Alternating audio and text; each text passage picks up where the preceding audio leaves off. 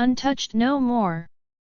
Previous episodes are available on playlist. A link is given in the video description. Episode 3. Chapter 18. The next few weeks feel like falling into a rhythm, into happiness, into a whole new world. Club Deep is my reality now, every night like entering a dream. I never thought that I would have a job that I would love this much, and the people at the club love me. I get tip spotlights regularly, and every few days Julian tips me some insane amount that makes the special effects of the club go wild and whips the crowd into a frenzy. Cassette likes it too, I think. She gets tip spotlights from time to time, but not the way I do. When we were little, we dreamed of being professional dancers together. Granted, we never thought that it would happen like this, but still. And Julian has been amazing, both in and out of the club. We never quite made it out on that date. We haven't seemed to have the time, though we've had meals in his office together, just talking. And of course, I've learned that I really love the feeling of that carpet on my bare skin, among other things. I can't get enough of his body, and I'm slowly finding out that I can't get enough of his mind either. He's caring and kind, and one of the most intelligent people I've ever met. Plus, there's the benefit that he does things to my body that I've never felt, a world of pleasure that I didn't think could exist. He keeps telling me that I'm an exhibitionist, that I like being watched. And maybe he's right. We're certainly being less cautious. Unfortunately, things at home aren't nearly as good as they are at the club. Cassette is avoiding me. She stays in her room, claiming she's tired and she needs to sleep, but the music coming from her room indicates otherwise. I tried to ask her what's wrong, why she's smoking and getting high, but she dodges the question, saying she's fine when she's obviously not. The rejection hurts. I feel like it's been weeks since we really talked and I miss my best friend. I'm watching her in a destructive spiral and she won't let me help her. The only time I manage to forget about it and let go is when I'm with Julian. For those delicious minutes and hours he makes me feel like there's nothing wrong with the world, like I'm not losing the one person who's the most important to me.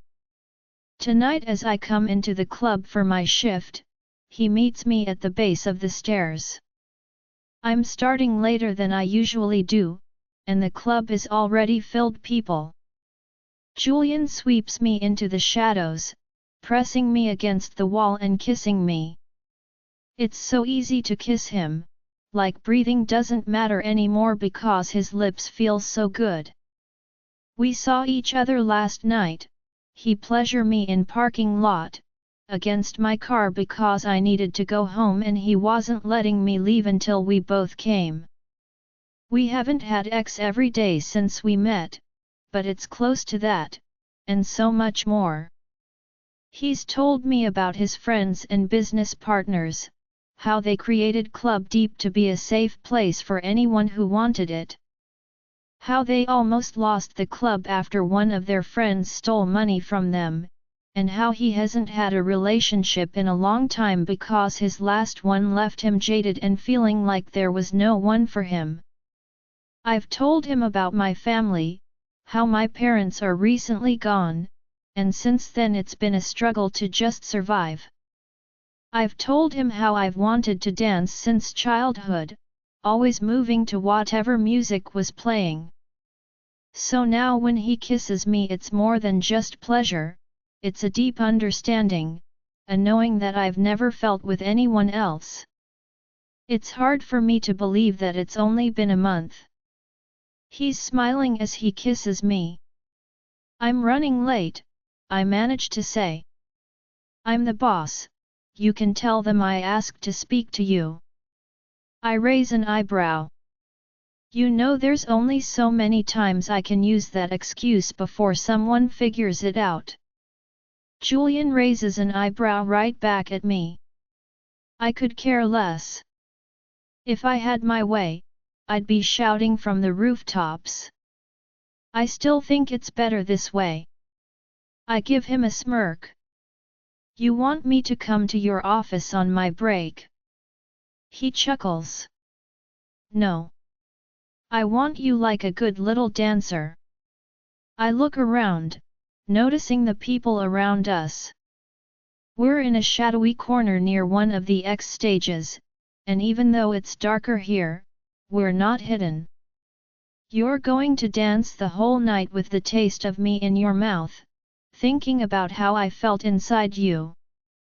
And then, when your shift is over, I'm going to take you upstairs and I'm going to make you come. All night long. I shiver, the carnal promise in his words leaving no doubt that that's exactly what's going to happen. Take me upstairs. With him. Overnight. There are private rooms upstairs for those with the money to pay for them, but we've never used one. We've never spent the night together. This would be a first, and we both know it. He's putting it out there as a test, to see if I want this and if I'll say yes. Those crystal eyes stare into mine. I do want it. I want to do everything he said. I want to feel dirty, having the taste of him in my mouth. I want to make him feel good, knowing that he'll more than return the favor. And I know that I can't wear a skirt up into the cage. I'm going to be turned on all night, and if I wear one I'm going to drip onto the crowd below. I don't say anything to Julian, because if he knew, he might want exactly that. I might want that, but I know I'm not ready. Not yet. Like he senses that I've agreed, he starts to undo his belt, and I sink to my knees, finishing it for him. Julian braces himself on the wall above my head, and I glance upward just in time to watch him close his eyes as I put my mouth on him.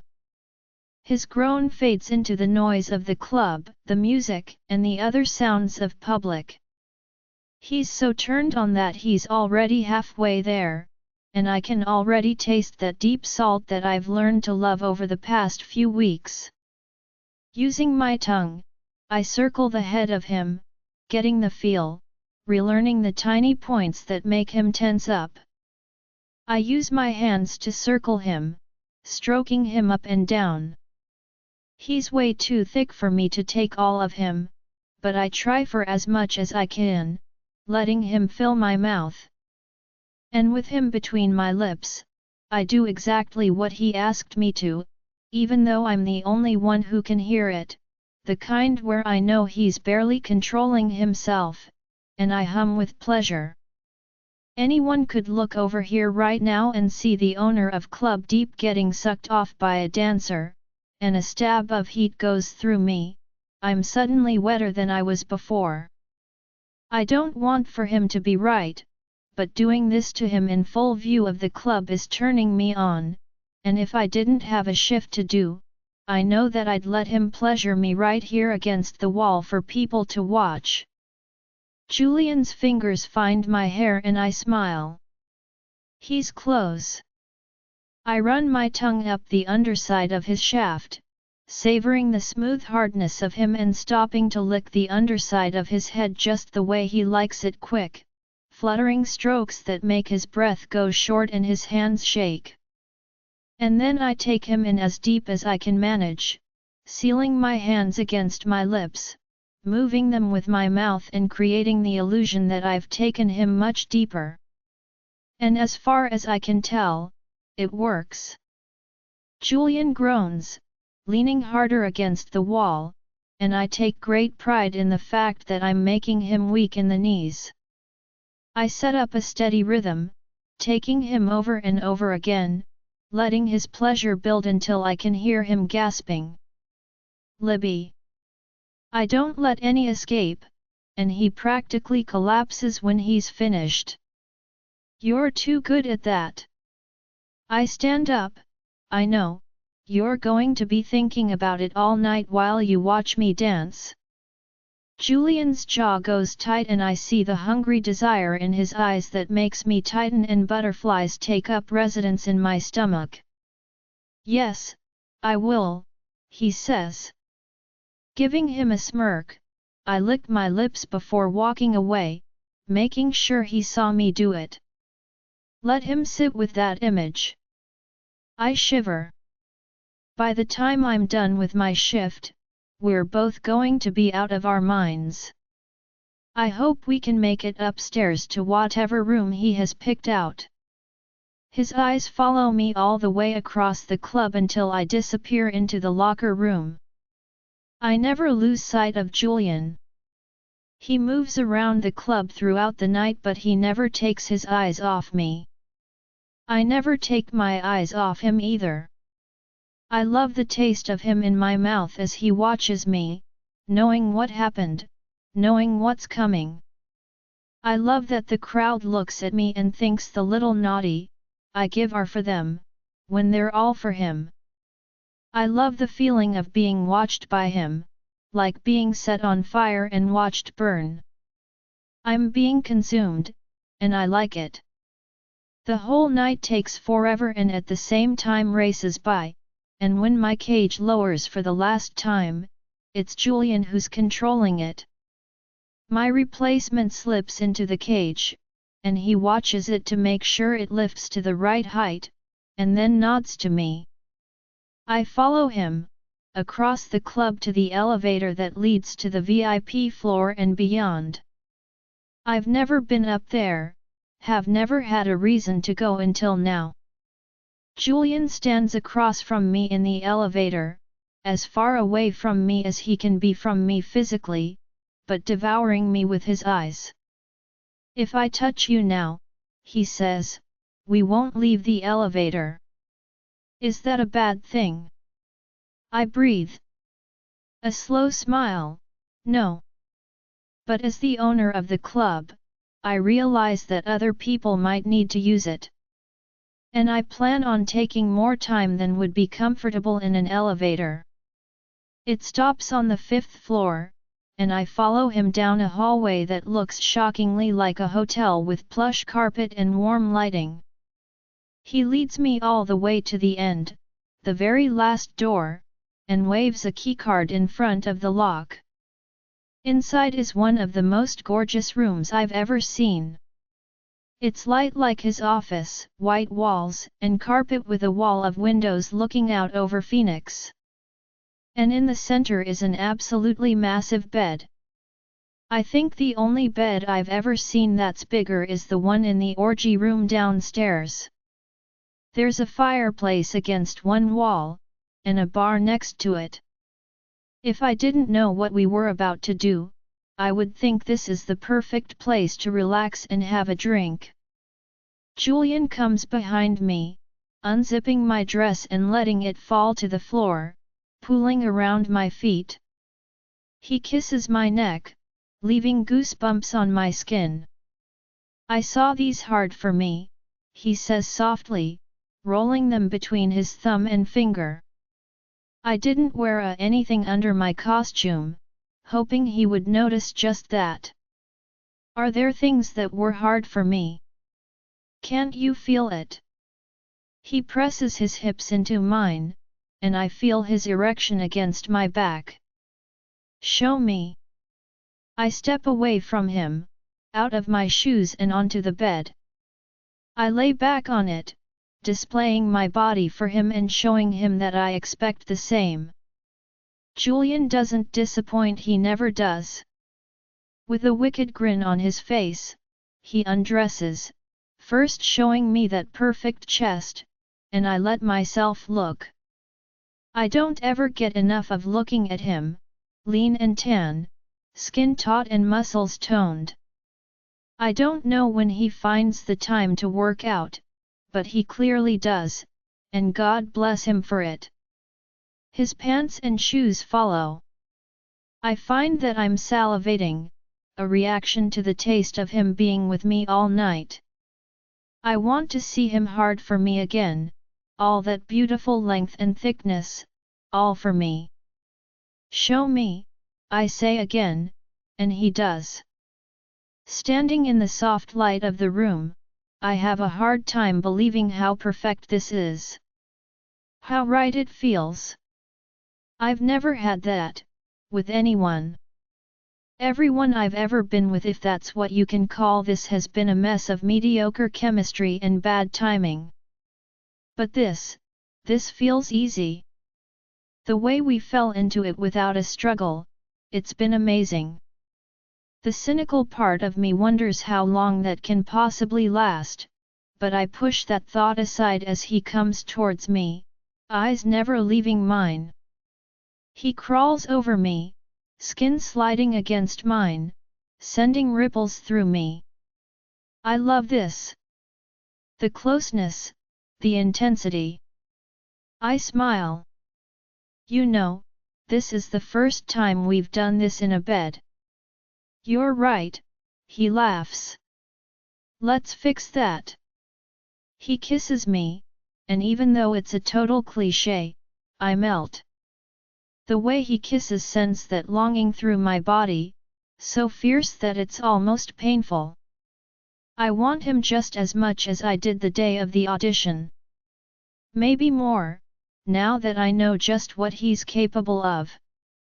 He slides back down my body, kissing me as he goes, lips leaving tingles on my skin. Julian's tongue is a god master of its art, sliding around and over and under, finding every hidden crevice of pleasure until my hands are fisted in the sheets, and I'm begging him again. But he doesn't let me go. His mouth travels at random, I never know where he's going to touch next, and it's slowly driving me mad. I force my fingers into his hair, pulling him against me, pleading for more. I feel his laughter instead of hear it as he gives in, mouth devouring me again. You taste so sweet, he murmurs against my skin. I don't think I'll ever have enough. I can't answer. There aren't any words to do that. They're all gone, driven away by his tongue. Pleasure, hot and fast, rises through me and I can't stop it. He licks into me again and again, each and every stroke driving spears of sensation through my veins. And he doesn't stop until I'm saying his name, practically screaming it, and then I go over. I'm falling into brightness, blind and shaking, nothing existing but this pleasure and the way his mouth is on me still. Julian drinks me in, lapping up every bit of my juices and making my body shake with the aftermath. You're too good at that, I tell him, echoing his words to me. He laughs softly, leaving me only for a moment before he's back, sheathing himself in a common. The way he puts it on, sure and steady, makes me want to watch him touch himself. I imagine him kneeling over me on the bed, stroking himself while I touch myself, and I almost come again. I file that idea away for later. Julian did say he wanted to be here all night. God, all night. It's going to be so good. He fits himself against me, and I moan, already sensitive and ready. Every time we do this, it feels new, and I revel in the sensation of him entering me, my body opening and accepting him. I like the way I feel filled by him, like we're one piece that was split, and now, somehow, we're together. He's leaning over me now, and this position is so simple, but I feel the intimacy of it. We're usually up against a wall, or on his desk, but this is just us. With a final push, Julian settles inside me, waiting for me to adjust to his size. He looks down at where we're joined, and the look on his face, it's like awe. It makes my breath go tight in my chest, something deep and powerful pulling at me. He looks up at me, and I know he feels it too. I squeeze down on him, and I see his jaw clench. Then I wiggle my hips, and I grin at him, daring him to play with me. Julian's mouth crashes onto mine, his hips driving into me like the dam on his control has suddenly been broken. God, he feels so good, lips and body and hands all working together with mine to create a perfect storm of pleasure. I wrap my arms around his waist, and even though it feels like I can't, I take him deeper. I'm gasping, the tip of him hitting that place so deep that no one's ever reached it before. I see sparks behind my eyes growing into fireworks with every stroke. Too fast. Too soon. His mouth finds mine again, the kiss he gives me slow and languorous and totally at odds. Don't worry, little dancer, he whispers in my ear. I promised to make you come all night, remember? I do remember, and I'm not entirely sure that a full night of him won't kill me. He reaches between us, and I explode. I hear him groan, but barely through the roaring in my ears. It's like lightning in my limbs, a bright flash, gone as soon as it came, and I fall back onto the bed, quivering. Julian laughs, and I feel it everywhere, considering that he's still hard, still inside me. You didn't come, I say. He nips at my neck, following the scrape of his teeth with gentle sweeps of his tongue. Good thing I have plenty of time for that. I'm not stopping now. I'm still catching my breath, but the way he looks at me makes me feel like I have no oxygen at all. All night. All night. He thrusts into me again, burst of pleasure crashing through me, and I close my eyes. I don't ever want him to stop. The next night, the air is cool and perfect as I lean against my car, waiting for Cassette.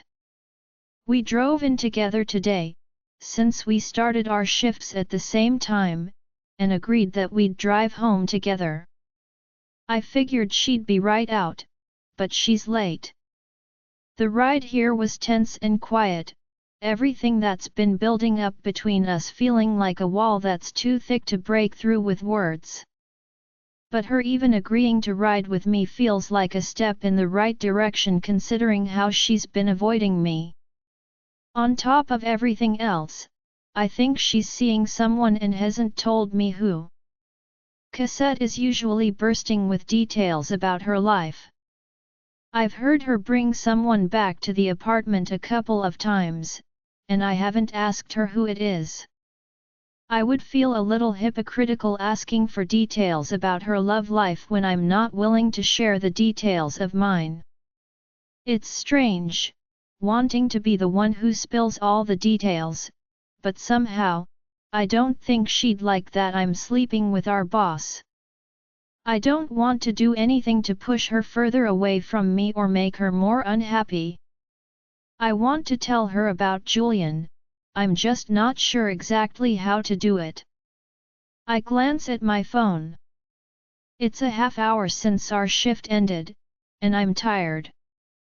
Maybe Cassette forgot that we were going straight home and got caught up talking with someone? It happens. I toss my bag in my car, and head back towards the club to look for her. I'm halfway to the club when Cassette stumbles out of it, wrapped in the arms of a man. She's giggling, and I can already tell that she's drunk. More than drunk, she's wasted. I know that laugh. The way they're lurching, he might be drunk too. Together they stumble across the parking lot towards a car, and for a second, I can't move. What is she doing? Getting in a car with someone who's just as wasted as she is? I find my feet again, running across the lot to her.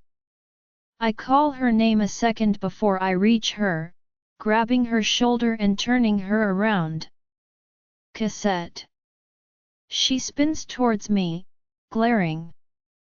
Where are you going? I thought we were going home. Home, drawls a male voice. That sounds boring. We're going to do something much more fun. I feel sick to my stomach as I look at Randall.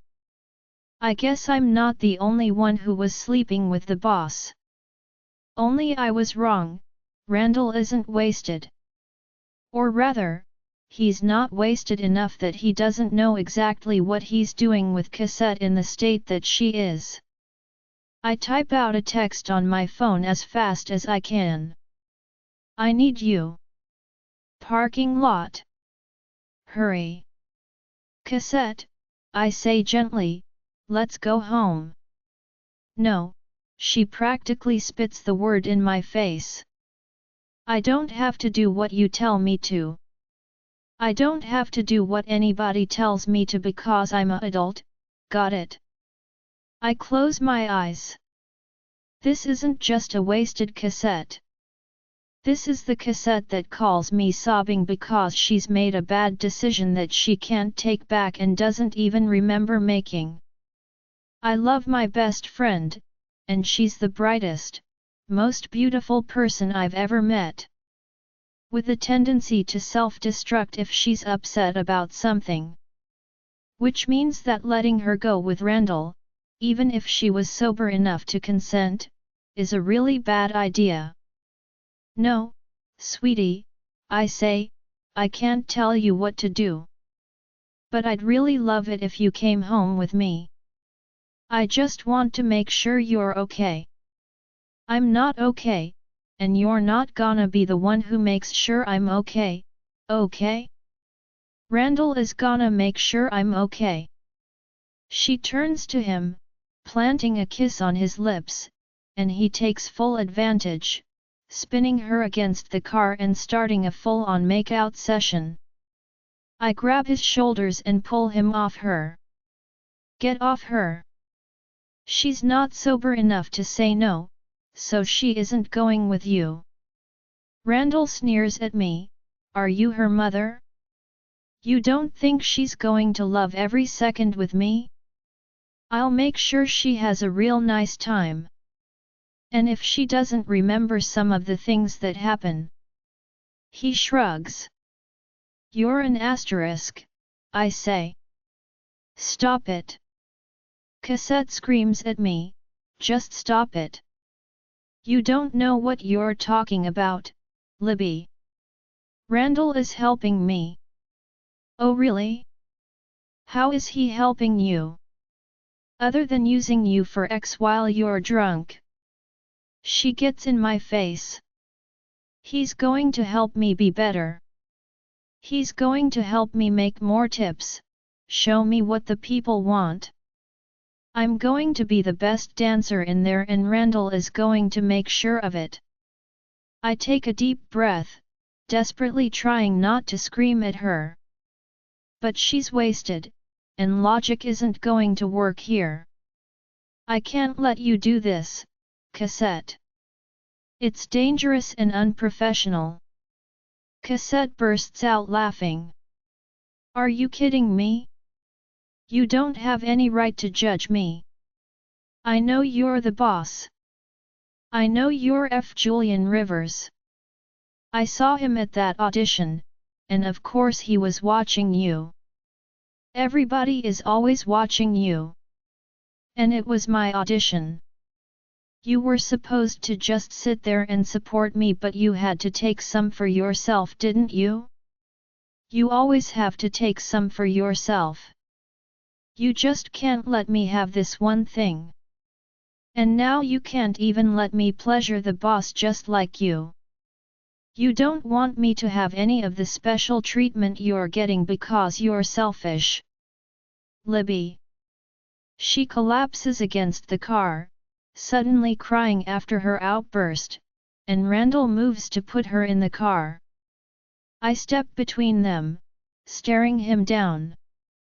I swear if you touch her you will never have children or proper ex ever again. How many times have you done this with her? He smirks at me. More times than you want to know. I'm surprised you didn't notice. After all, didn't you hear us when you were home? I think I might throw up. He was in my apartment, taking advantage of my best friend. I'm going to rip his head off. If you know what's good for you, I say with more calm than I feel, you will back up. What are you going to do? He asks. Just then I hear footsteps on pavement, and I feel my shoulders relax. Julian. I look back at him, and he takes in the situation in a glance, that piercing observation taking in the state of both Cassette and Randall. How many drinks have you had? He directs the question at Randall. That's none of your business. It isn't. You've got car keys in your hand and it looks like you're about to drive off with one of my employees. Randall rolls his eyes. You can stop with the act, Rivers. He gestures in the air. The precious employees. We all know what the dancers are here for. You've got yours, he points at me, and then he points at Cassette, and I've got mine. If there were a look that I would call thunder, it would be the one on Julian's face. You are fired. Because of your behavior you will receive no severance, and if you ever set foot in my club again, I will call the police to have you removed. Leave.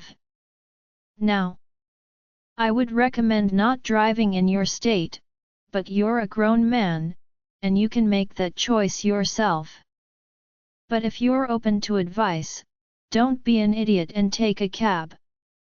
And then he looks away from him, completely dismissing Randall as if he never existed. He turns to Cassette, now crying hysterically, crumpled against the side of the car. We're taking you home. No. Cassette struggles as Julian tries to lift her to her feet. I don't want to go back there. I don't want to go with her. Julian glances at me, and I sigh, I'll explain later. Where's your car? I point across the lot. He nods, and then, without warning, scoops Cassette up and puts her over his shoulder. She fights him the whole time, but she doesn't land any kicks. I know just how strong those arms are, and there's no escaping that grip. He can take the punches she's throwing at his back.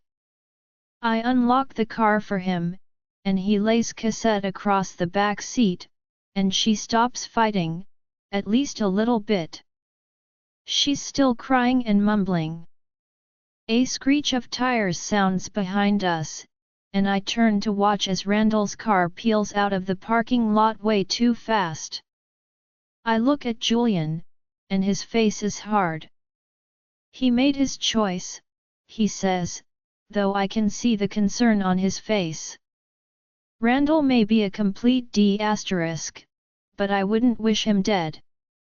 I sigh, ducking into the driver's seat, mentally preparing to get Cassette into the house and into bed, just like I have dozens of times before. I startle as the passenger door opens and Julian gets in, and he grins while I stare at him. What? He asks. You didn't think I would just leave you alone after that, did you? There's a warm glow in my chest, spreading from his words. I shake my head. No, that's not like Julian. It will be much easier to deal with this if I'm not alone. I take a deep breath and start the car, pulling out of the parking lot and toward home. It's not an easy task getting Cassette into the house and into bed. Julian helps with the first part, and I do the second. It's a familiar routine of undressing and tucking in and turning off the lights. I leave a glass of water by her bed, and the 4 pain relief pills she's going to need for the hangover in the morning. I'd bet money that she doesn't make it to work tomorrow. I can't imagine recovering from a binge like this and going in for a full shift of dancing. That combination only ends in one way: vomit. I shut the door quietly, and go back into the kitchen where Julian is waiting, arms crossed. You can bet every member of the staff is going to get an explanation about the purpose of the dancers in the club, and what they're not there for. I've never seen him look angry like this. Randall is AD*, but I can't imagine anyone else at the club doing what he did. Well, I'm going to make sure of it. I nod. Good. I step into the circle of his arms, and they're comforting. I like the way I fit against his chest. Is she going to be all right? He asks. Yeah, I say. She does this sometimes. Just does this. I get myself a glass of water too. Yeah. If she's upset or sad about something, she'll get really drunk and make bad decisions. I usually end up getting a phone call at 4 in the morning, so it's nice that I was able to stop this. Julian gives me a hard look. You've done this how many times? I laugh. Too many to count. You get used to it. I knew something was wrong. It's been wrong for weeks, but she won't talk to me, has been avoiding me. I don't know what to do or how to make it better. How long have you been friends? I go into the living room and flop down on the couch. Julian sits beside me. Forever, I say. We met in dance class when we were like 5. Both a little weird and on the outside. We were just friends after that. We never stopped. Julian frowns a little. I just ask, because you've told me so much about your life, but never about Cassette. Yet, with the state of our relationship so weird, Cassette has been hard to think about. I think back for something to tell him. She's my family. After my parents died, she was there for me the whole time. I don't know where I would be without her. She's gorgeous and unpredictable. You never know what she's going to do, and that's kind of great. Like when we were young and I was the lead flower in our ballet recital, she stole my costume. We didn't find it until minutes before showtime. I had so much adrenaline that it was the best I'd ever danced up until that point. She told me later that she did it on purpose, and now we laugh whenever it comes up. He gives me a small smile. Tell me more. She missed our high school graduation because she met this super drummer and went to get high and make out with him. I laugh, shaking my head. I'd put her in my speech and everything. Speech?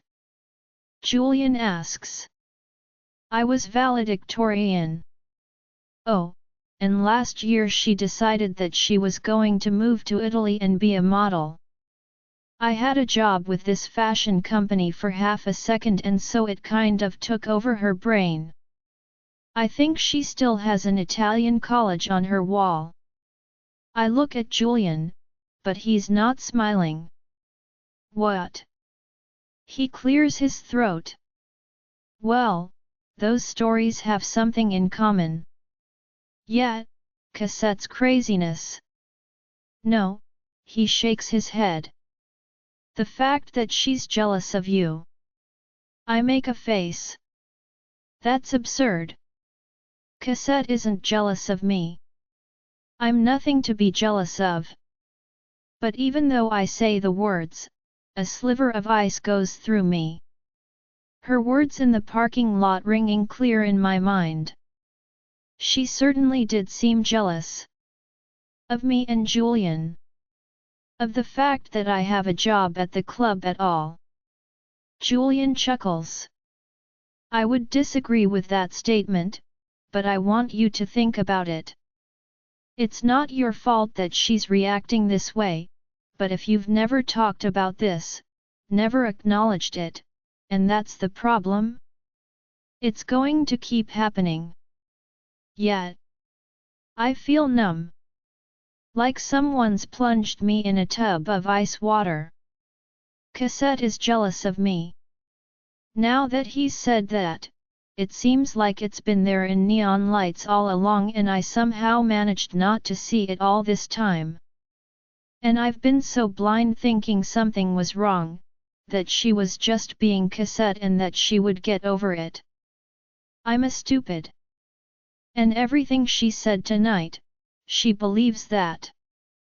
She believes that I had no business auditioning for the club, that I'm getting special treatment because of Julian. And am I? I guess in a way I am. I hadn't thought of the tips as special treatment, more of a way to get the club riled up, but I haven't seen him tip any of the other dancers the way he does me. You okay? He asks. I nod. Yeah, I think so. He smiles. It's a slow smile that makes my stomach warm. Good. I was hoping to see you tonight, under better circumstances. But since we're here, he leans in to kiss me, and I can't. I just can't. I place a hand on his chest, and he freezes. I'm okay, I say, but I can't do this tonight. After everything that Cassette said, he can't be here when she wakes up. Or worse, she can't wake up still drunk and find us on the couch. What kind of friend would I be, throwing that in her face knowing that's what's bothering her?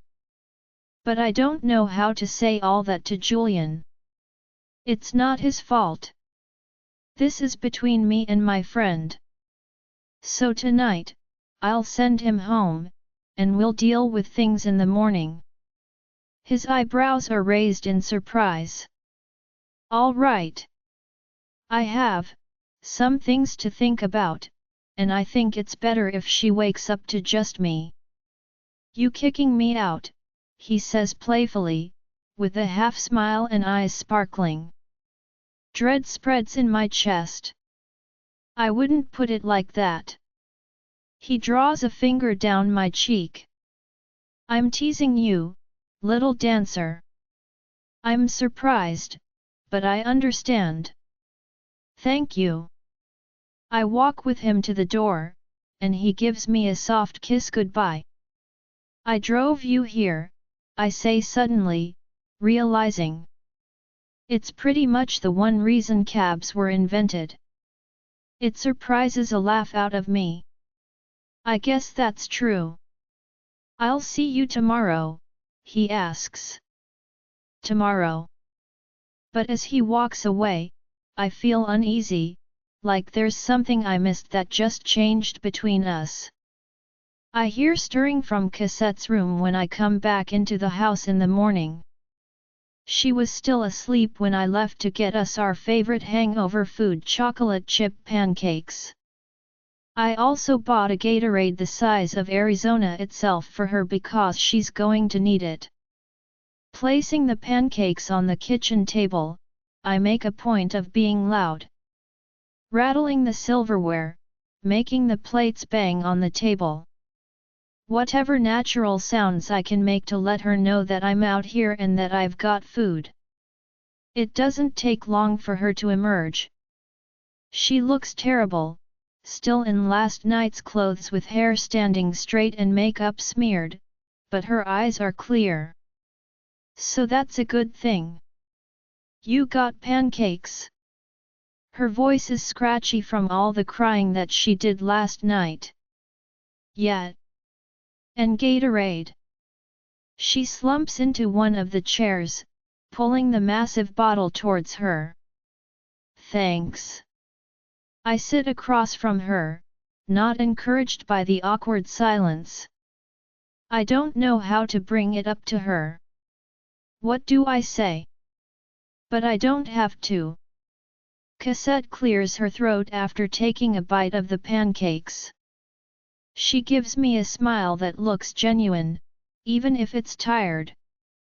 I'm really sorry about last night. I was just really drunk. You know I didn't mean any of that stuff. Of course not, I say, smiling back. It's okay. But it's not really okay. Because I can feel the distance between us where it wasn't before, and it's been growing wider over the past few weeks even though I've been trying to ignore it. I'm not sure how to fix it. How do you heal something that's broken like this?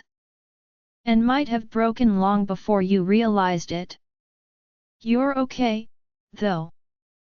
Well, my head hurts, but for the most part, I think I'm okay. I think I'm going to sleep more though. If I do, I think I'll be able to make it to work tonight. Make sure you drink all of that, I say, pointing to the Gatorade. Throwing up in the cage wouldn't be ideal. She laughs. No, it wouldn't. We lapse into silence again, and it's too much. I can't handle the awkwardness between us. I can't do it. I don't want to do it. I have some errands to run. I'll be back later, okay? Get some sleep. Cassette gives me a small smile that seems almost shy. I will. I don't have any errands to run. I don't actually know where I'm going to go, only that I have to get out of the house. I jump in the car and start driving, barely able to focus on where I'm going. I'm feeling too much, too many thoughts running through my head. I end up at Lookout Mountain, a tiny mountain in the middle of Phoenix, and where I always used to come in high school when I needed to get away and think. But I haven't been here in years. Not since my parents died. It's not even noon, but the day is stifling, and I'm sweating long before I reach the top, but I push through. Things always seem more clear from up here. You look out over the city and can see the pattern. How all the streets fit together so people can find their way, and somehow you manage to figure out the pattern that you're looking for too. It's always worked for me before. I plant my eyes on a rock and look out over the city, the distance hazy with heat, and I let my thoughts run wild. How is it possible that I've been blind to something that's been happening for my entire life? How haven't I noticed that I've always put Cassette in my shadow? How the things I thought were just wild and crazy always coincided with something great happening to me? And am I a friend for never noticing that? Or is Cassette a friend for letting the things in my life affect her so deeply? Is it really my fault that she does this to herself? Or are we somehow both at fault? And probably more importantly, how do I fix it? I can't keep myself from doing the things I want to do because I'm afraid of hurting Cassette's feelings. That's no way to live for either me or her. But there has to be some kind of happy medium. What she said last night, about me taking over her audition. She is right. I only got up on that stage because I saw that she was struggling and I wanted to help her. I was never going to take the job. Until Julian. I groan, shaking my head. I was so caught up in him, and his insane offer of money that I pushed aside any doubts I saw that Cassette had. I saw that she wasn't okay with it and I ignored it because I was happy. Well, that has to stop now. I love working at the club, but it's just a job. And I'll be damned if I let a job come between me and the one friend I've had forever. Is it fair? No. Nothing's fair. But I refuse to believe that the only way I can be happy is working at Club Deep. If it is, then I need to broaden my horizons. A lot. Besides, now that I know that this job is messing with Cassette's head so much, how could I ever be happy there? Yet, I need to quit. And just like it's always been when I come up here, a weight lifts off my shoulders like the mountain was ready to take it, ready to show me what I should do. The walk down the mountain is way easier than the climb up. Now that I've decided, everything feels easy. I hope it stays that way. I can't tell Julian. Not in person, at least. If I do, he'll talk me into staying, and I wish that I could trust myself to say no. But he'll do something crazy like offer me even more money, or kiss me and make me feel that unmistakable pleasure that I haven't been able to get enough of, and with my head dizzy from his presence, I'll tell him that I'll stay. So I'll just find someone to tell him for me. I pull into the empty Club Deep parking lot and hope that someone is actually here. It's still pretty early in the day, but maybe someone is inside. The door is unlocked, which probably means at least someone is here in one of the offices. But I'm not going to go poking around in those back hallways in case Julian himself is actually here. The inside of the club is quiet, but there are a few people here and there. The janitorial staff is cleaning the playrooms and the stages, and across the room I see one of the bartenders taking stock of the alcohol at the main bar. "Hey, Trish," I call out to her as I cross the room. She and I have developed the start of a friendship over the past month, the same way I feel about some of the other dancers. She's one of the people I hope I can still talk to after I'm gone. She looks up, surprised. "Hey, Libby. What are you doing here so early?" I hesitate, running my fingers across the bar. As soon as I tell her there's no going back, and even though I know that it's the right thing to do, it still isn't easy. "I hate to ask you to do this, but could you pass a message to Mr. Rivers for me?" She gives me a look, but nods. "Sure. Can you just tell him that I won't be coming back? Tell him thank you for his generosity." "You're quitting? Seriously? It's for the best," I say. "Well, that sucks," she says. "All of the patrons really love you. You've got fans." I frown at her. "Really?" Trisha laughs. "Yeah. People like to watch you dance. People call you the hottest dancer in here. You don't wonder why you get all the tips." "I don't get all of them." She puts her clipboard on the bar and gives me a look that tells me I should know better. "All of them?" "No. Most of them?" "Yes. Haven't you noticed the way the other dancers look at you? That same stinking dread I felt last night is back." "No, well, I guess it doesn't hurt to tell you since you're quitting," she says. "You might be the favorite with the crowd, and with the boss, and with them. Did I do something wrong?" She laughs. "No, girl. If I were you, I'd be doing the exact same thing. You're good at what you do." But those $1,000 tips used to be spread out among the dancers at random, just to get the club going. Now he only tips you. Like I said, I don't blame you. But coming in and suddenly becoming the favorite isn't always going to win you friends. Know what I mean? My face goes hot, and I look away, feeling sudden tears in my eyes. I had thought I was making friends. Now I'll never know who was being nice to me because they liked me and who was nice to me because they thought I was the favorite and didn't want to get on my bad side. I shake my head, sniffing to keep from showing her how much that upsets me. Well, they don't have to worry about it anymore. Guess not, she says. You gonna stop by at all? Sure. I try to sound more upbeat than I feel.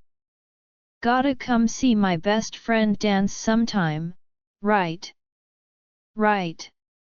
She turns to go back to her stock of the liquor. See you around, Libby. See you. I'm proud of myself.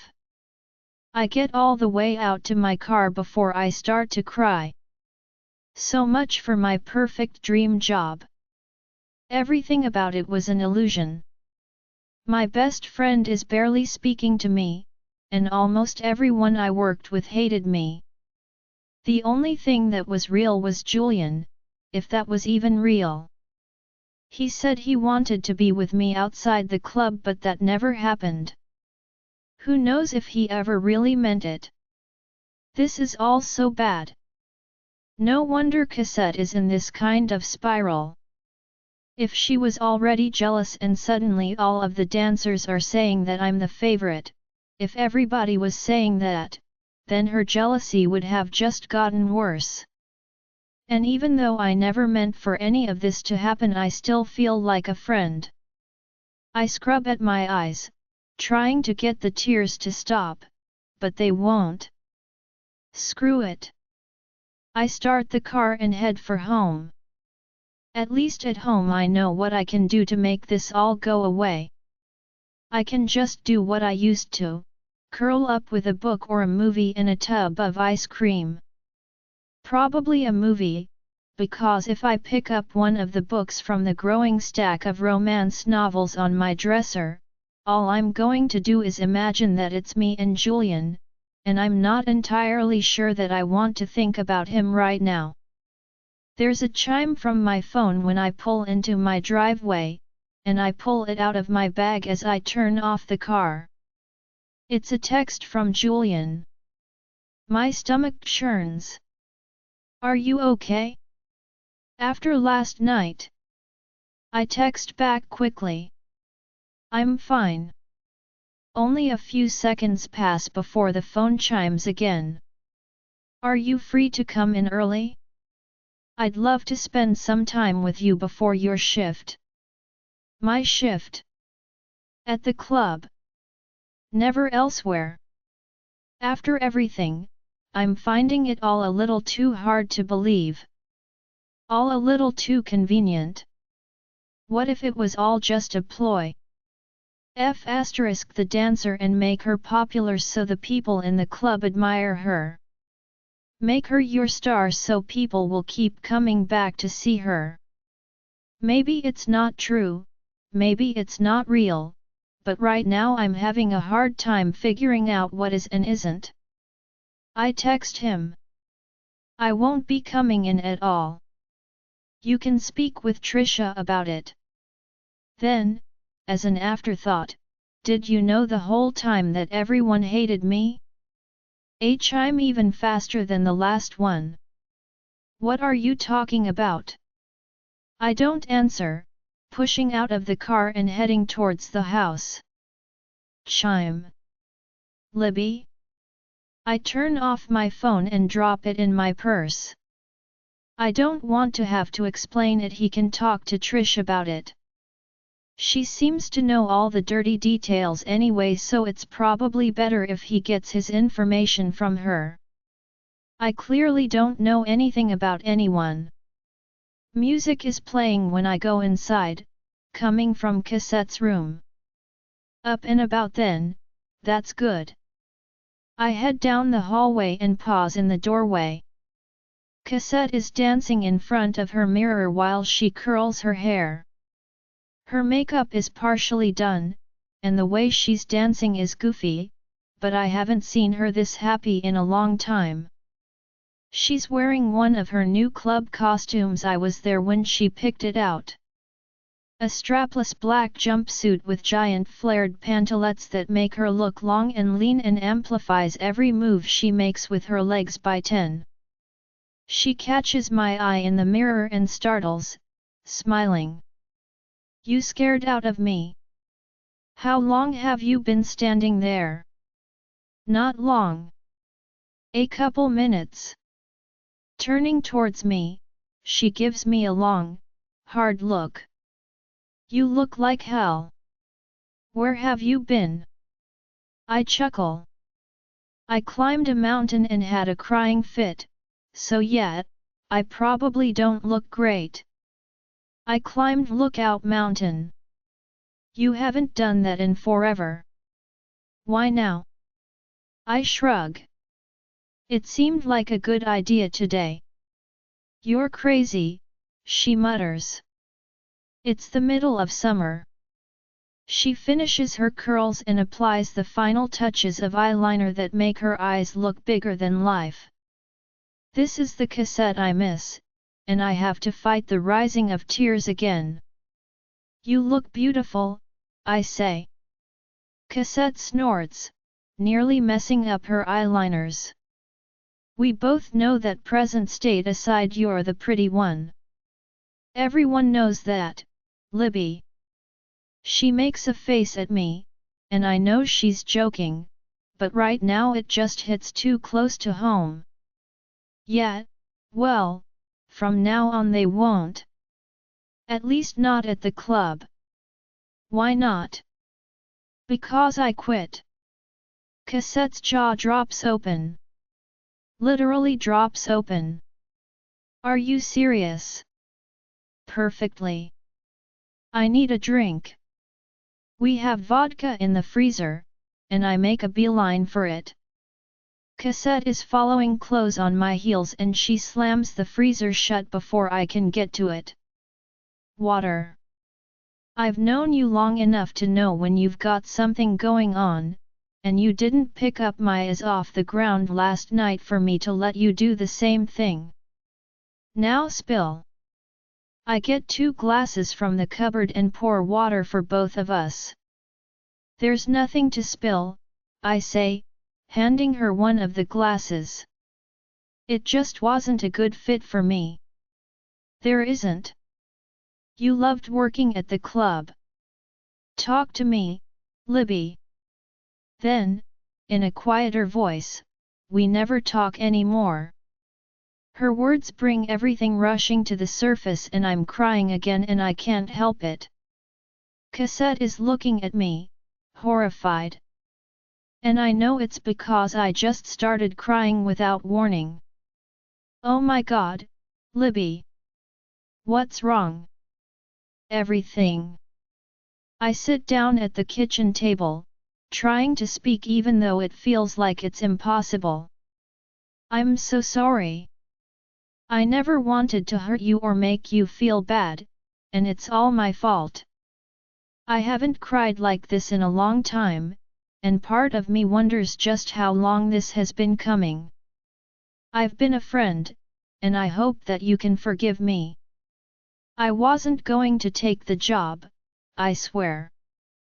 I was never going to take it, but Julian offered me so much money. My voice breaks and I have to take a breath. I couldn't say no. How much money? Cassette asks. I take a sip of my water, trying to get control of myself. $200,000. The glass she's holding falls to the ground, forgotten, water spilling everywhere. And I didn't tell you, because I didn't know how. I didn't know how to tell you about Julian or the money, because I thought you were nervous. Maybe a little unsure about us working together. You can't quit, she shakes her head. Not when you're getting that kind of money. I was getting the money but I was losing you. Nothing is worth that. I hiccup, and take another sip of water. Cassette's eyes are glassy now too, and I'm afraid that if she starts crying that I'll lose it again. Not to mention that she'll ruin her makeup. I can't believe you'd do that for me. I'd do anything for you. You know that. She tackles me in a hug, crying now too. I'm sorry too. I haven't exactly been a saint. I got jealous, and then you kept getting all the tips and everyone was saying you were the best dancer and I felt so worthless. And since I'm the one who auditioned in the first place, I just couldn't shake the feeling. None of that is your fault. I've been a friend too. I'm sorry, I say. I didn't know. I wouldn't never make you jealous like that on purpose. She nods. I know. Just, sometimes it seems like things come so easily for you. And I've been struggling for so long that it's hard sometimes. But I don't want that to mess up us. Yet. We hold each other for a few minutes more, and then she asks, so you really were the boss? I laugh, even though it's still weak from the crying. Yes. And it was great. Are you going to keep seeing him? I don't know. It's an honest answer. I tell her a little more about Julian and the time we've spent together. How he helped her last night, in case she doesn't remember. How he laughs at my jokes. How he makes me feel pleasure I've never felt. But I also share my doubts. We never saw each other outside of the club. And after finding out how the rest of the dancers actually felt about me, I can't say for sure that it wasn't all a ruse. I take a shaky breath. Just a stupid fling. My heart hurts when I say those words. I don't want it to be a stupid fling. I want it to be a current fling. I want it to be a future fling. It sounds kind of like you're falling for him. Would that be so bad? She smiled. If you never see him again, yeah, that might be bad. Yeah. I can't bring myself to say more than that. It's true, but now that I'm not going to be working there, I don't know if he'll want me. And I'm too much of a coward to find out. At least today. Cassette sighs. This kind of sucks. I really want to stay, have a girls' night, but I need to go to work. That's okay. We'll have a girls' night your next night off. Deal, she says. Pizza and Project Runway. You know it.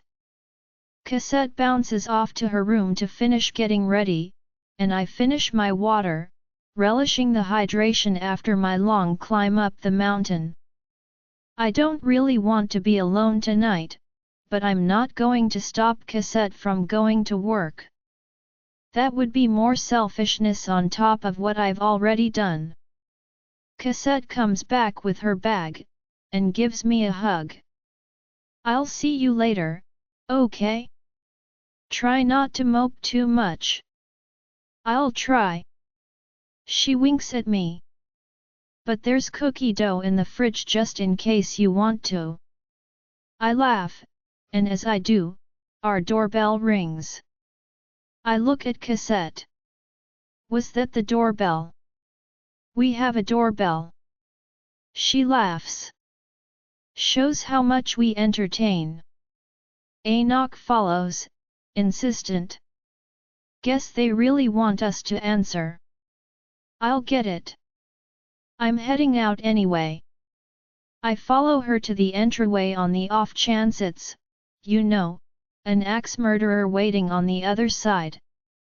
But it's not an axe murderer. Cassette opens the door, and there, breathing like he's run a marathon, is Julian. "Libby," he says, "I need to talk to you."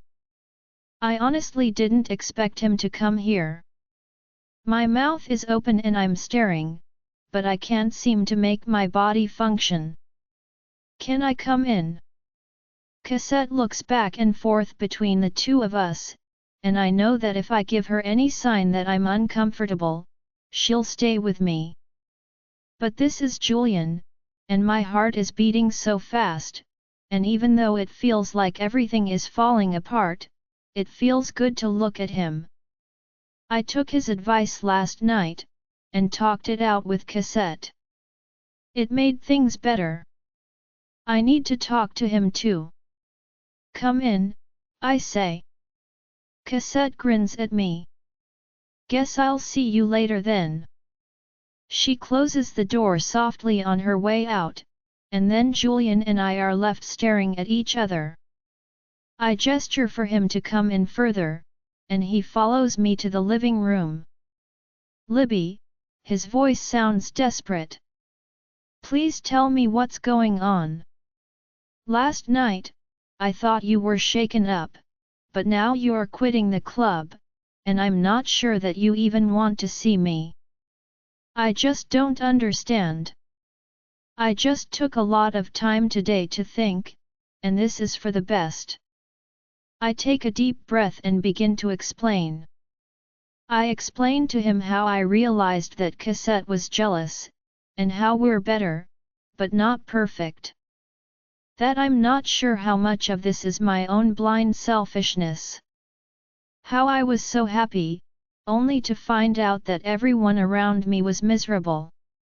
"You didn't tell me that you used to tip the other dancers. That you used to spread it around.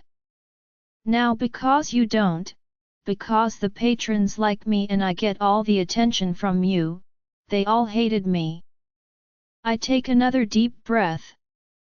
"And after that, I wasn't sure if it was all real. We talked about it, but we never actually left the club together aside from last night, and if an entire group of dancers was able to fool me into thinking they liked me, I just thought, I don't know." I can't bear to finish the thought out loud, to admit what I thought. Julian sighs, crossing the room to me. He pulls me into his arms, and I let him do it. "I'm so sorry you thought that. Not for 1 second was my intention to make people hate you, or to use you." He cups my face with his hands, making me look at him. "All I ever wanted was you. I still do. I want you inside the club, outside the club, wherever. If you end up on the moon, Libby, that's where I'll want you." Being at the club was just convenient for both of us, but if you think that I wouldn't want to see you just because you're not dancing at the club, then I don't think I've done a good enough job showing you just how badly I want you. All the time. I feel that thing in my chest, that pleasure and pain emotion that's too big and makes me feel like I might cry. Julian kisses me, gathering me up in his arms, and after today it feels so good to be kissed like this. It feels oddly like coming home. Welcoming and warm and so much more than that. It's a relief to know that my worst imaginings weren't true and that the best month of my life was in fact real. "Where's your bedroom?" Julian asks. "I'll show you just how thoroughly I want you. If you can't already tell." I glance down at his tented pants and laugh. "I can tell." "Good. I'm still going to show you." I pull him down the hall towards my bedroom, but it takes us forever to get there. Julian keeps interrupting our progress with kisses that set my skin on fire, shedding clothes and taking mine off too. By the time we actually make it to my bed, I can very much tell how much he wants me. And I love it. I love it so much, and it's absurd how much I missed it, like it's been 2 years and not 2 days. The look on his face is perfect, lips parted, eyes glazed with pleasure. I ride him, seeking that sweet pleasure that I know he can give me, desperate to feel that closeness that we had just a couple of days ago. Julian's hands are on my hips, slowing me down, moving us together, and I let him guide us. He's right, it's too fast, and the way he's pulling me down is near perfect. I lean down and kiss him, tangling my tongue with his and loving the taste of him. He starts to move his hips with mine, pushing up into me while I'm still cry out. There it is, that rising tide of pleasure overwhelming my senses and making me feel like I'll never get enough. We both need this. My thighs are shaking and I can't seem to catch my breath, and it's all so perfect that I want to cry.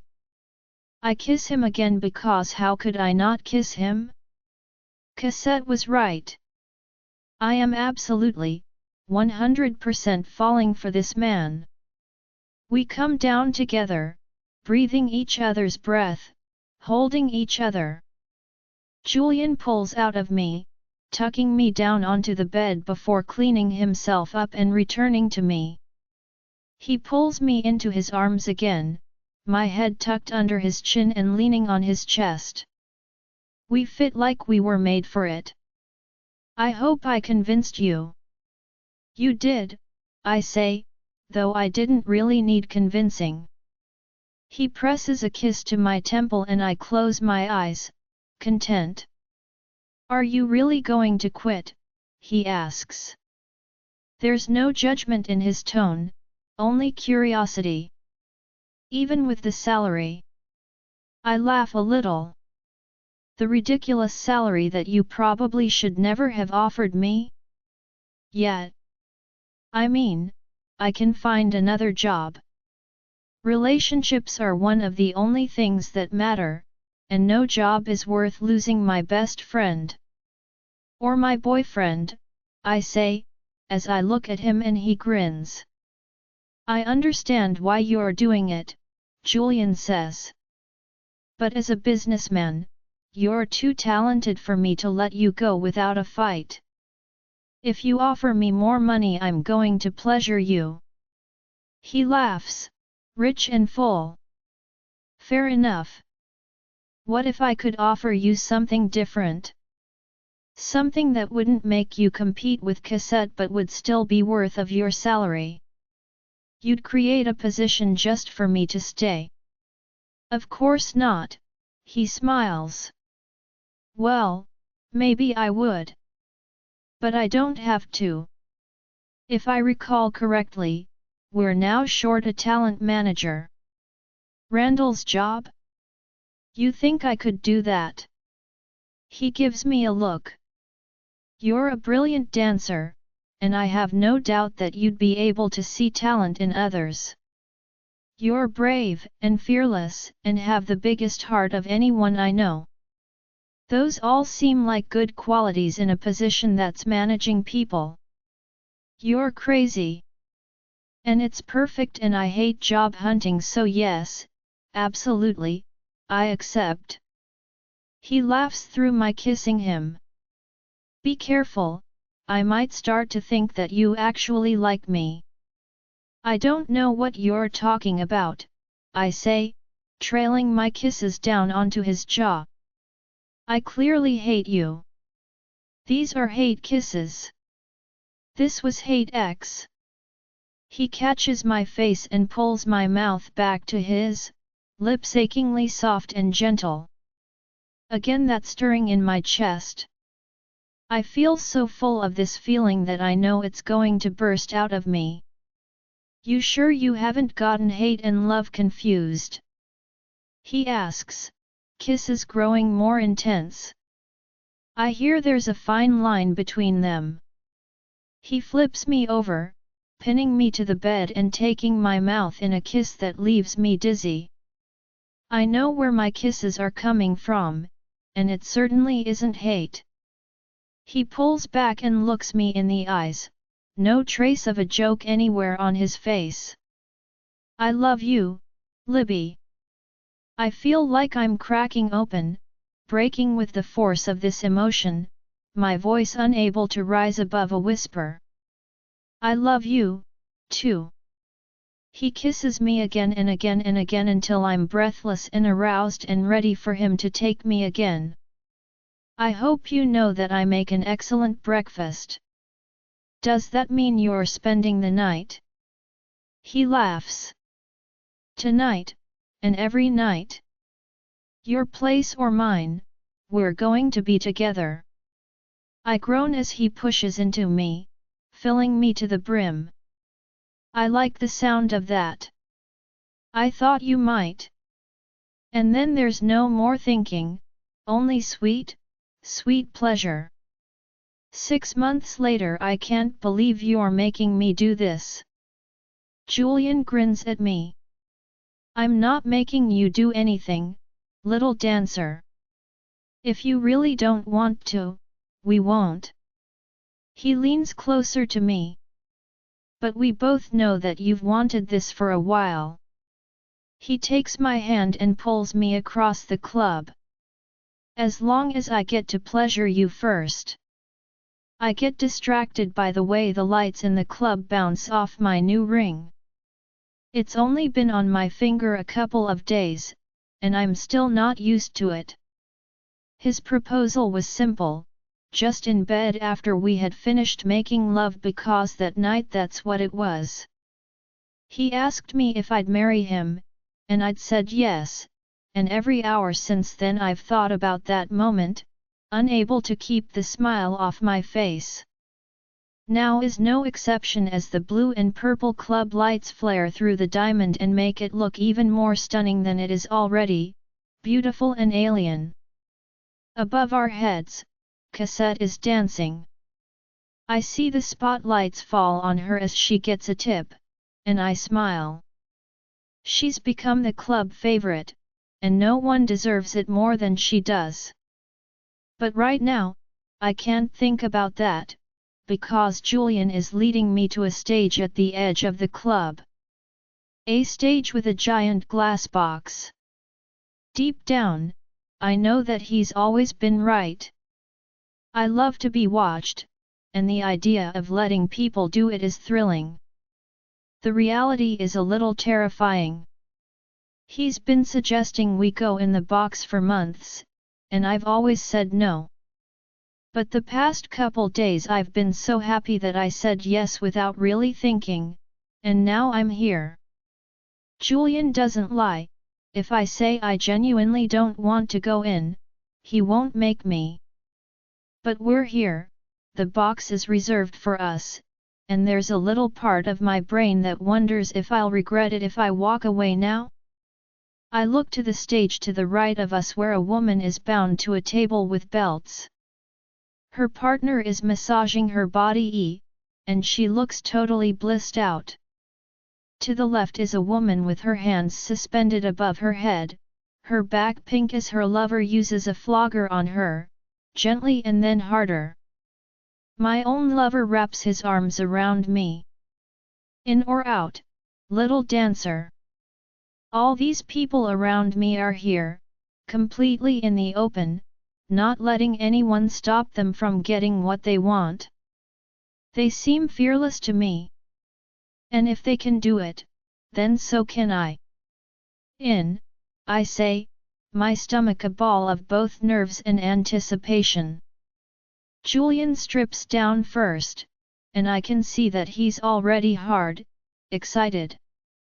He's not an exhibitionist, but he's wanted to see how I'll react to this for so long that he's beyond excited. He points to me. Your turn. Everything except that, he points to my ring. I want everyone to see that. I just smirk at him.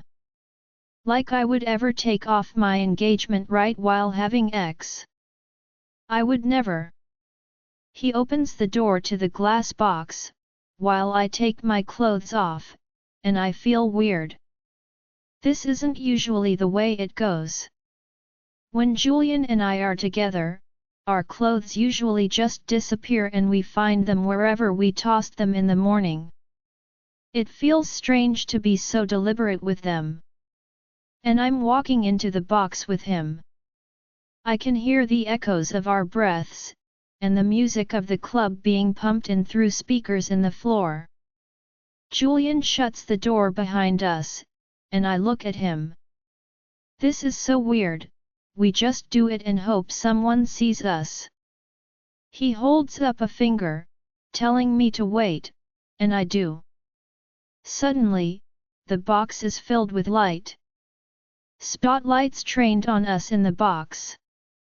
I hadn't even realized that they did that, but now I can only see the club in silhouette, the chairs around the stage filling up with dark blank faces. Watching. A familiar thrill rolls through my body, and I realize that I'm growing wet. People are staring at me, and I'm aroused. Julian wraps his arms around me from behind, kissing my neck. I melt into him. My body never fails to react to his, and now, the way I'm suddenly aware of the many pairs of eyes on me, the feeling of his skin on mine is breathtaking. I turn to face him. His smirk is arrogant and victorious. I knew you would like this. Yeah, you win. I place my hands on his shoulders, jumping up and wrapping my legs around his waist. He catches me easily, a sparkle in his eye. Supporting me with one hand. So eager, he says. So wet. I push my lips onto his. Please, Julian. He doesn't make me wait any longer. High and bright, and I'm so aroused that it's not going to take me long to come. And outside these glass walls I have an audience. They're watching. You love this, don't you? Julian asks. You love that everyone in this club can see me with you. Can see how you're going to come. His words shiver through me and I get goosebumps. Yes, I love it. Then let's put on a show. Julian leans forward, so far that I think I'm going to fall off him. I've got you. Lean back. Brace your arms on the floor. I do, stretching and arching my back to reach. As soon as my hands are planted, Julian stands. And now I'm stretched, upside down. This crazy position renders me completely helpless and open. I can't let go of the floor or I'll fall. I can't let go of Julian or I'll fall. I have to trust him to keep me upright, and people watch me. Sharp, sweet heat courses through me.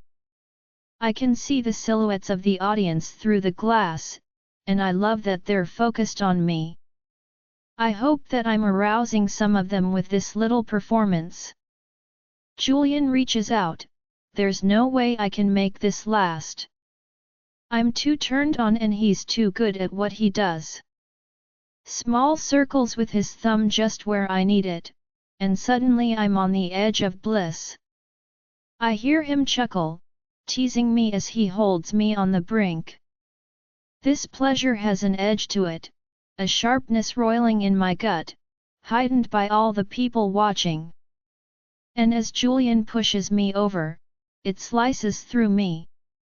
My scream echoes through the box, and I almost let my arms collapse. I've never felt anything like this. It's heady and powerful and different and new. My whole body shakes with it, delicious and overwhelming. Julian shouts his own pleasure and I love the warm spread of his, bringing me back to earth. I lower myself onto the floor of the box, body limp in the aftermath of it all. It takes us long minutes to be able to make our way out the box, to a dark corner where a couch is waiting and a blanket. We curl up together as if it were our living room. And in a way, it is. That was something, Julian says. Yet, I'm not exactly sure what to say about it yet. Maybe not every day, I pause. But I'd be fine doing that again. I should stop calling you my little dancer and start calling you my little exhibitionist. I smile at him. You can call me whatever you want. Because soon you'll replace them all with my wife. His eyes fill with that same joy that I've had bouncing around my soul for the past 2 days. I will do that. He lifts my left hand and kisses my finger with the ring. And maybe mix it with some things. My dancing wife. My kinky wife. My ex-wife. I interject. Absolutely. He kisses me, slow and long and relaxing. You know I love you, right? I snuggle down against his chest. My favorite place to be. It's home. Yeah, I say. I know. I love you too. As I open the door to the coffee shop, the blast of air conditioning is a welcome change from the hot Phoenix sunshine, but it can't save me from my sister's voice on the other end of the phone. Keith Overton asked about you. I sigh. Of course, the one thing my sister wants to talk about is my love life. The same Keith Overton who used to call me Christine with the extra 15. Oh, come on. He only said that because he liked you. Call me crazy, sis, but I prefer men who don't insult me. There's an audible sigh. Well, some people are beginning to wonder if you prefer men at all. Are you kidding me? My voice comes out way too loudly, and every head in the cafe turns to look at me. A blush rises to my cheeks and I look down at the floor and lower my voice. I'm not a lesbian. Even if I were, it's nobody's business. Why does anyone in that town care about who I'm dating? You know people here, she says in that sickly sweet voice that she uses to tell me to be nice. We all just want to see you settled down and happy. I grind my teeth together. I don't know how many times I've had this conversation with my family, and every time I do, it's like it goes in one ear and out the other. It's like I'm speaking an alien language or something. Hold on, Catherine. I've reached the front of the line. I'll take the biggest iced coffee you've got. I move to the side and take a deep breath, preparing myself. Catherine, I'm not sure why no one believes me when I say this, but I am happy. I'm much happier here in Phoenix than I would be in Aguila. I don't want to settle down. So chill, okay? There's that sigh again. We're not city people, Christine. You'll see soon enough. You'll be right back here with your family. Aguila is 90 minutes from here. It's not like I moved across the country. And no, I don't think I will be seeing that anytime soon. And even if I did, I wouldn't be going back for pricks like Keith. It's been a while since I've been on a date or done anything else, but still, I'm not that desperate. Oh, you will. The smug certainty in her voice is enough to make me punch a wall. And that's what I told Keith. He wants to have dinner with you when you get back into town. The barista calls my name and I grab my cup of iced coffee with my mouth hanging open. You told Keith I would have dinner with him. Of course. He's a nice man, and he's better than any of those city men that will use you and leave you. I swear to God, Catherine. This needs to stop. I'm not going to dinner with Keith. I am not moving back. I am not. Come on, Christine, she cuts me off. We both know that you're not going to get many other offers. So you should pay attention to the ones who might actually want you. My mouth drops open, and even though I've already drawn more than enough attention to myself, my voice rises. Excuse me. Catherine laughs, and my stomach drops. Chills run over my body, and I feel like I'm shrinking. Well, you're not exactly the kind of person to turn a lot of heads. So I'm just trying to look out for you. If you go out with Keith, you might actually have a chance of not ending up alone. I swallow, trying to think of something to say. She's right, men aren't exactly lining up at my door. But Keith Overton? Not exactly my dream of Prince Charming. But do I have other options? Catherine is still talking, something about how Keith has really made something of himself since high school. Turning, I'm ready to get out of this coffee shop before everyone in here knows my life story, and slam into another body. A tall, hard body, who's holding hot coffee. The top of his drink pops off at the same time that mine does, and we're both soaking in liquid caffeine. My mouth is open again, my shirt suddenly soaked through. Catherine, I have to go, I just spilled my coffee. I hang up, cutting her off in the middle of what I'm sure was a fascinating monologue on the merits of Keith Overton, the misogynistic fat shamer. I'm so sorry, I say, lunging for the nearest napkin dispenser. Coffee is all over the floor and everyone is staring at the girl who clearly doesn't have her life together, and these napkins aren't nearly up for the job of cleaning up the huge puddle on the floor. I reach for more and a large hand stops me. Are you all right? The voice is so deep that it rumbles across my skin, leaving chills. It makes me freeze, and I turn to see the man I collided with. Though the only reason I can tell that is because there's a giant coffee stain on the front of his shirt. I was so preoccupied with Catherine that I hadn't even looked up. And what a shame that would have been. He's tall, and that's not just because I'm a shorter than average human, he towers over everyone else in the cafe. And he's gorgeous. This man is exactly my idea of Prince Charming. Tan skin that speaks of the outdoors and maybe some Native American heritage, and that coffee is doing me some favors because his shirt is clinging to him and doesn't leave any question about just how ripped he is. The fact that I've been in a dry spell suddenly rears its head.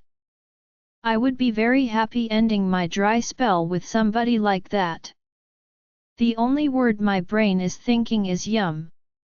He smiles, and I laugh, suddenly aware that I'm just staring.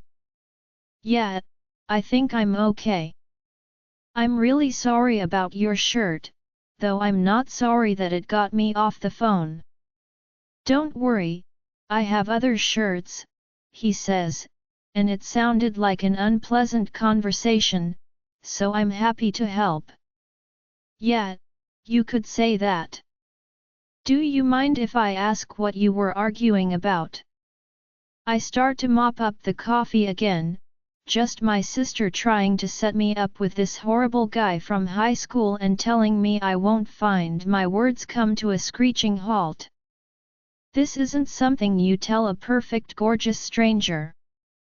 It's nothing. He pulls me aside as the girl from behind the counter starts to mop up the mess. I'm really sorry, I say to her.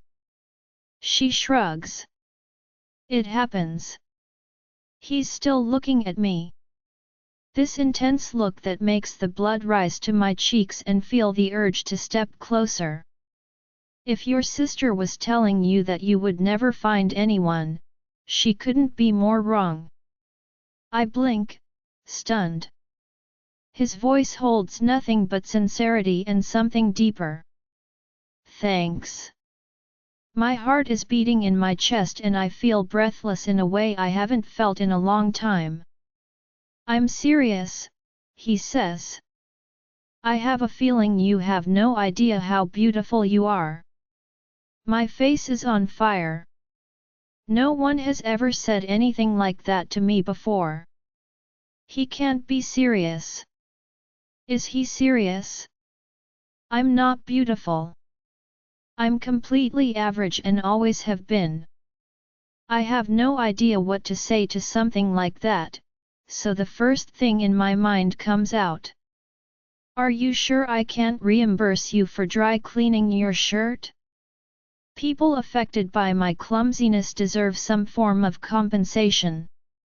Seriously, Christine? That's what you say to the man who just called you beautiful? Nice move. He chuckles, no, I'll be fine. Dinner, then. The words tumble out of my mouth before I even think them. Or a drink. Just to let me say that I'm sorry.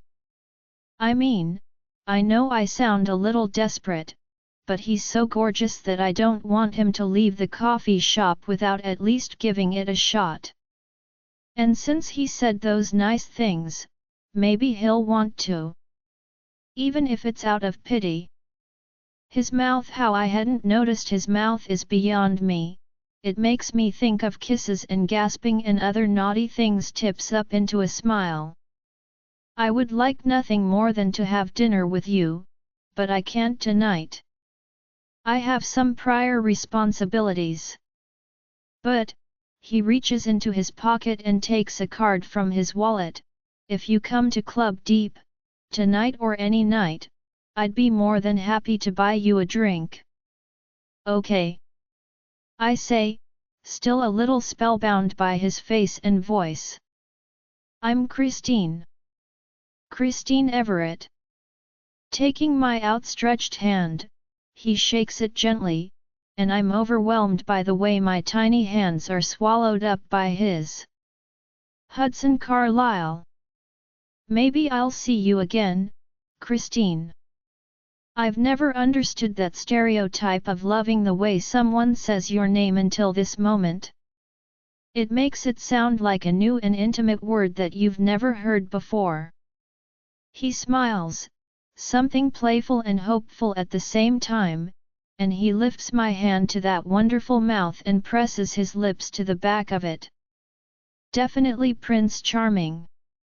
My skin tingles where he touched it and I can't stop staring as he leaves. As he leaves, the view of him from the back is almost as good as the view from the front, and that's saying something. Realizing I still haven't looked at the card he gave me, I look down. It's all black, with a silky finish that's not quite matte. His name isn't on it, hardly anything is. Just some small silver lettering. Club Deep, be who you really are, and on the back, their website. My stomach sinks. There's no phone number, no way to directly contact him. I head out to my car. With an adrenaline shot like the one he gave me, who needs coffee? Besides, I'm not going to waste any time before finding out what Club Deep is.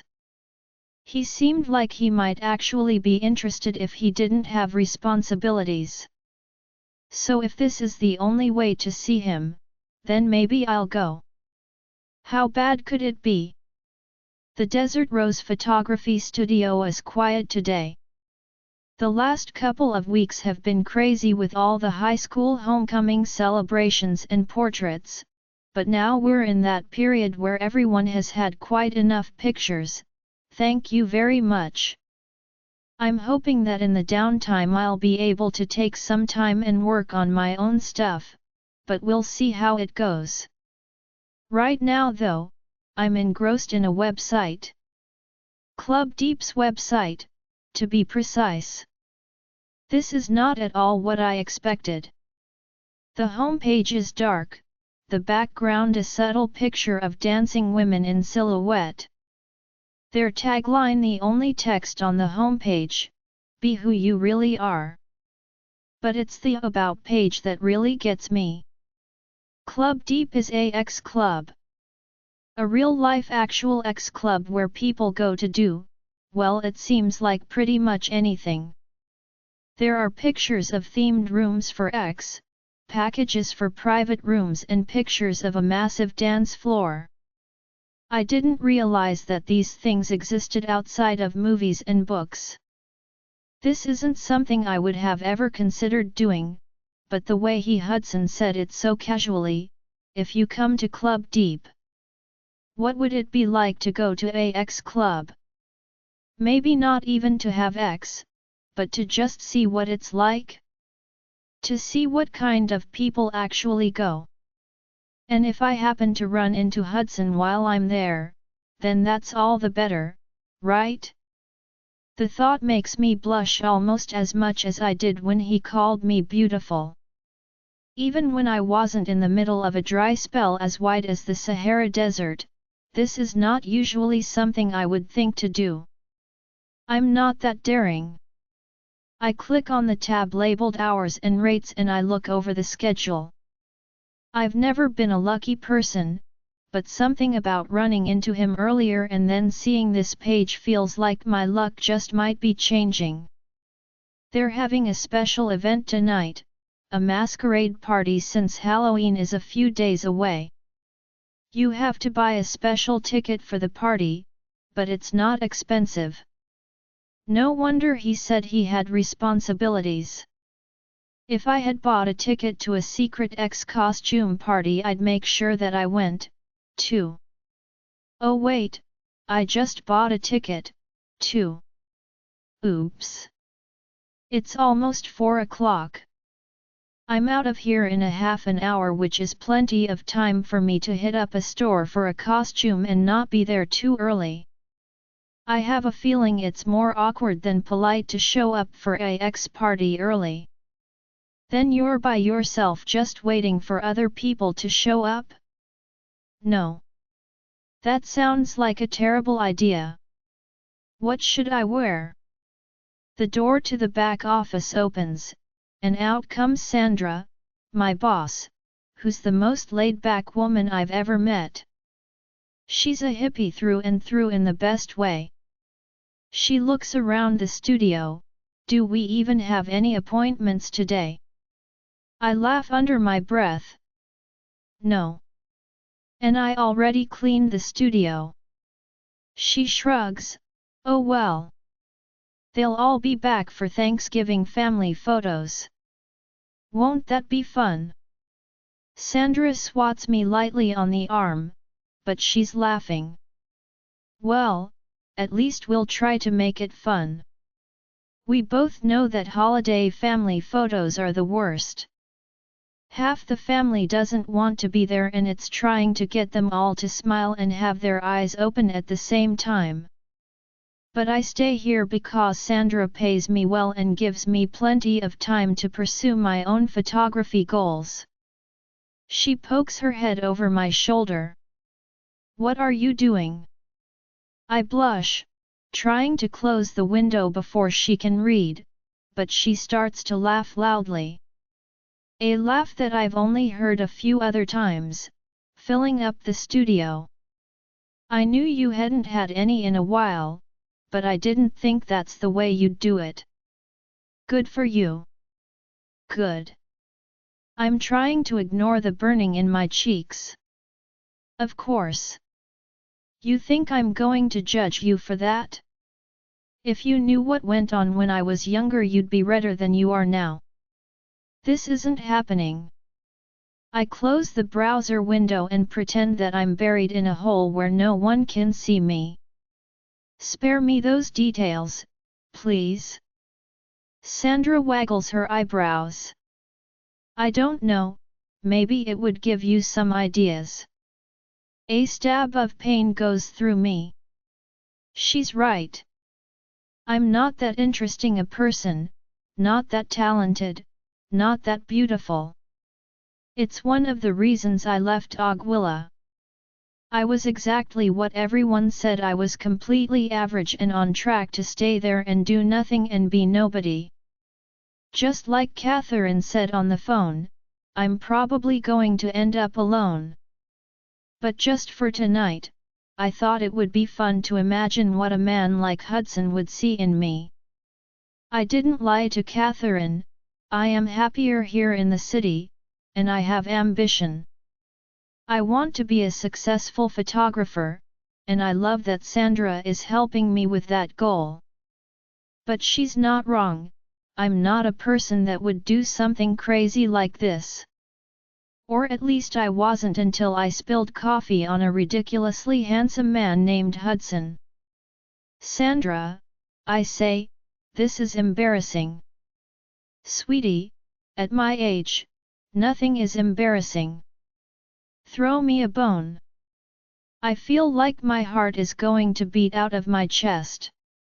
I ran into a man this morning, I say. He mentioned this club.